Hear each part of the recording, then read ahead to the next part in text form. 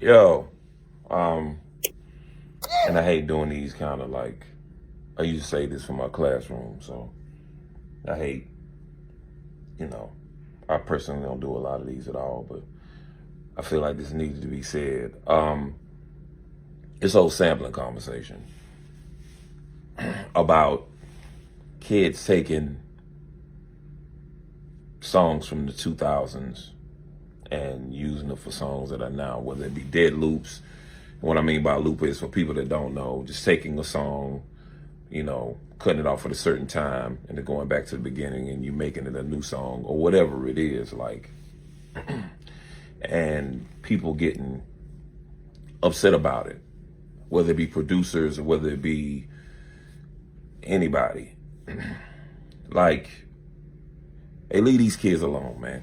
Because, and the reason why I say that is because we can't get mad at a kid from sampling something. If we're in 2024 and they sample something in 2005 or 2002 or 2001, we can't get mad at that kid for sampling that when we love a song called It Ain't Hard to Tell, released April 19th. Well, on the 𝗕𝗥𝗓𝗡𝗚 was released April 19th, 1994. And it came from a song 12 years prior, Human Nature. Like,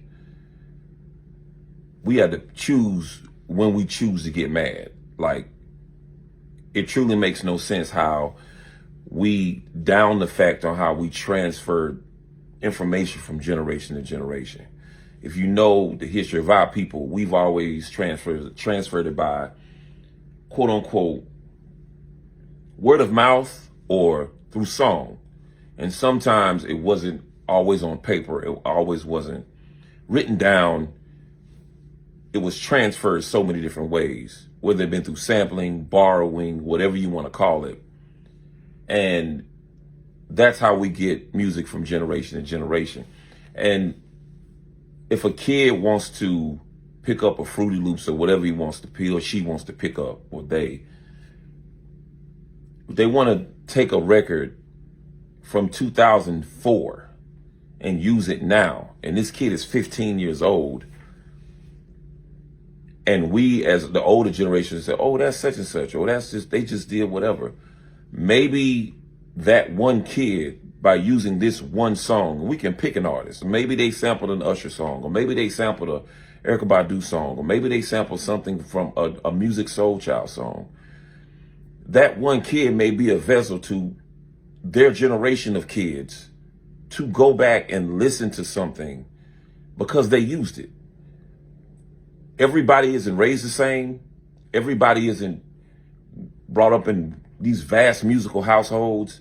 We can't get on kids for not knowing all of 90s hip hop or all of 90s R&B or all of 2000s R&B. Like, I got students in my class that's, born in 2004. Like, we can't get on these kids for not knowing, and we can't get on them to make them know everything. I think that's truly unfair to do that. Like, they got to know it all. They got to know everything we know. And we can easily say, well, they got the internet. Well, if I'm a 13-year-old, where do you start? If I'm 12 years old or 11 years old or 10 years old and I want to start listening to hip hop, where should I start? Some older people might say, oh, you need to start Rakim. Some people might say, we need to start at Nas. Some people might say, well, you need to start at Lauryn Hill. That's still 30 years ago. That's almost 30 years of music that somebody needs to learn. And it's an abyss. I don't think we understand the abyss because we grew up with it in real time. We didn't have to go back and listen to hip hop. They're born where there's a catalog. They have to research. When we were born in the 70s, songs came as we lived. Songs came as we lived. So we didn't have to research it. We got it in real time, as opposed to an 11-year-old kid or a 15-year-old kid. They have to go back and listen to all this stuff. 6 Tribe albums, 5, 6 Outkast albums. Come on, man. Wu-Tang and its whole catalog. Tupac's whole catalog. Like, these are vast catalogs of music that we expect these kids to know. And that's not only hip hop, that's R&B too. So leave these kids alone, man. Leave these kids alone. Stop being the old person on the hill.